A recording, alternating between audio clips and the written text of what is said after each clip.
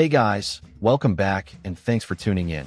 This is your number one destination for World Cup 2026 match breakdowns and highlights. So hit that subscribe button right now and let's get into it, because we have a goalless tactical battle with a VAR twist at the very death to break down from Miami.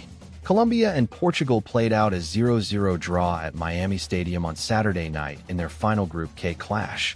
A game of enormous quality, enormous tension, and an absolutely controversial late moment that had the entire football world talking. Colombia had a Davinson Sanchez header in stoppage time ruled out for an incredibly marginal offside call, which would have given them a 1-0 win. But as it finished goalless, Colombia topped Group K with 7 points and Portugal finished second with 5. Both are through. The rematch of two giants of world football ends without a goal, but trust me, the drama inside Hard Rock Stadium more than made up for it. Let's break it all down. Before we get into the action and the controversy, we have to understand the situation both teams were in coming into this match.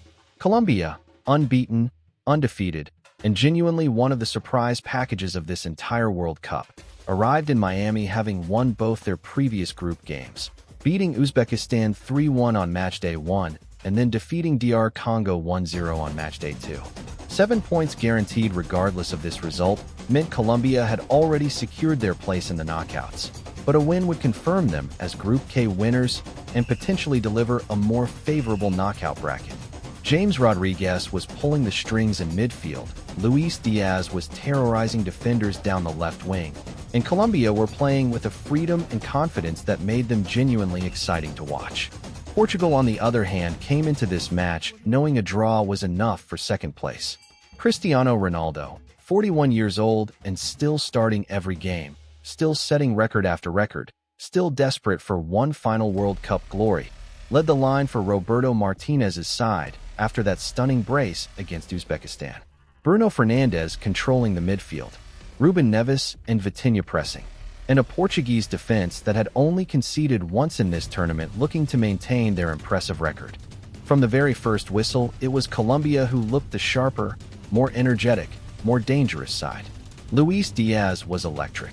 His very first touch of the ball saw him drive at the Portuguese defense and earn a free kick, and throughout the first half, he was easily the most dangerous player on the pitch.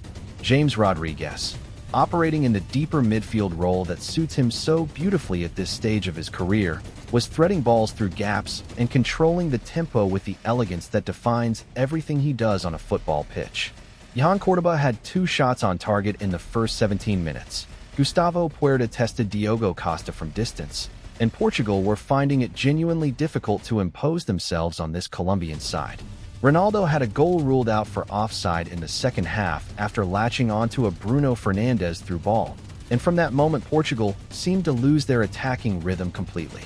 Costa, the Portuguese goalkeeper, barely had to make a save of genuine difficulty all evening, which says everything about how well Colombia controlled this match without ever being able to find that goal their play deserved. And then came the moment that had everyone talking. Stoppage time, 90 plus something. Colombia win a corner. The delivery comes in, bodies everywhere in the Portuguese box, and Davinson Sanchez rises highest to power a header into the back of the net. The Colombian bench erupted. Colombian supporters were going absolutely wild inside Miami Stadium. But the linesman's flag went up immediately, and after a VAR review, the goal was disallowed for an incredibly tight, incredibly marginal offside call on Sanchez. Television replays showed his shoulder was fractionally ahead of the last Portuguese defender. Fractionally. The Colombian players and bench were furious, Ronaldo and the Portuguese were relieved, and the final whistle came to confirm the goalless draw that both teams had ultimately needed. Full time, Colombia 0, Portugal 0. And what a match it was in terms of tactical quality, energy, and drama even without a goal to show for it. Colombia topped Group K with 7 points from 3 games, unbeaten, vibrant, and genuinely dangerous. They face Ghana in the round of 32 in Kansas City on July 3rd, and with Luis Diaz, James Rodriguez, and Johan Cordoba in their squad, that Colombian attack is going to cause any team in this tournament serious problems. Portugal finished second with 5 points and face Croatia in Toronto on July 2nd, a mouth-watering European clash that promises to be genuinely fascinating.